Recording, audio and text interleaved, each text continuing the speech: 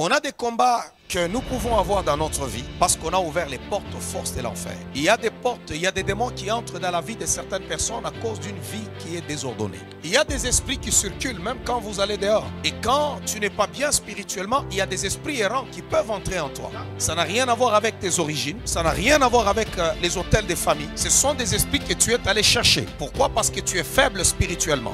Il y a des esprits qui entrent, qui détruisent la vie d'une personne parce que tu es allé voir les nganga et les marabouts. Sachez-le très bien. Lorsque vous foulez les pieds dans les maisons des nganga, tu ne t'en sortiras pas net. Vous ouvrez une porte aux esprits démoniaques et ils vont troubler ta vie. Il y a d'autres combats qui sont dans la vie d'une personne. D'abord, je parlais premièrement à cause de ta vie désordonnée. Tu vas chez les nganga, tu es là dans la prostitution. Ce n'est pas parce que tu vois qu'une personne, il est beau, elle est belle. Écoutez, il y a des gens qui transportent toute une légion de démons. On va vous dire à l'école, on va vous dire, je ne sais pas, par la médecine, porter des préservatifs.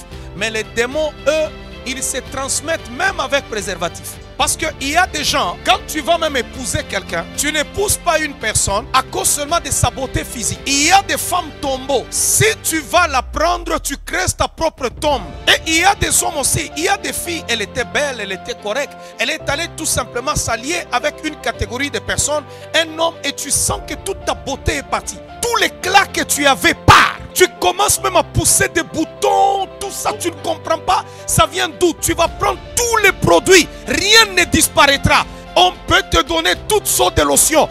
Ton problème finira seulement avec la délivrance. Alors, il y a des esprits comme ça.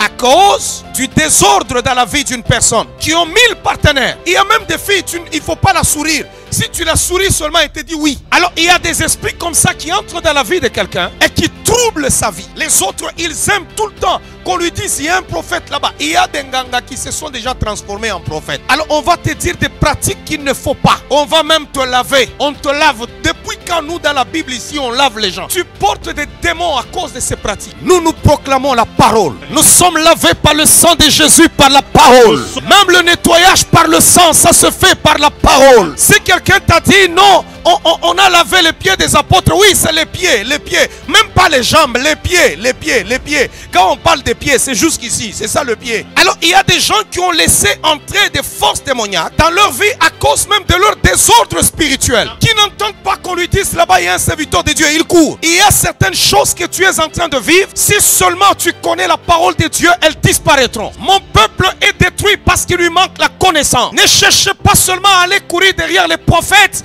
Aller courir derrière un prophète sans la connaissance de la parole de Dieu, c'est dangereux.